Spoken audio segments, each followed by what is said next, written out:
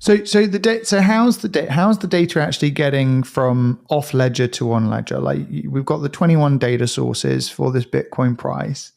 When you say anyone can submit it, what do you mean by that? Like how is the data going from an off ledger state to an on ledger state? Yeah.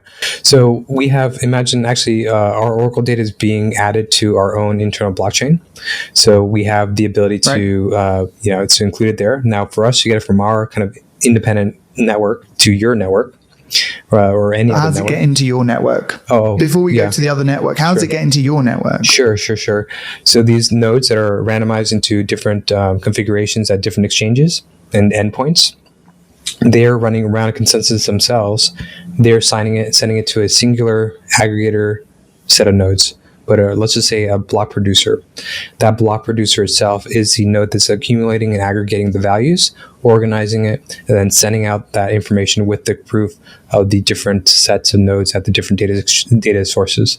So you have a singular block producer that includes the Oracle data in the block, and then that's how we get the block.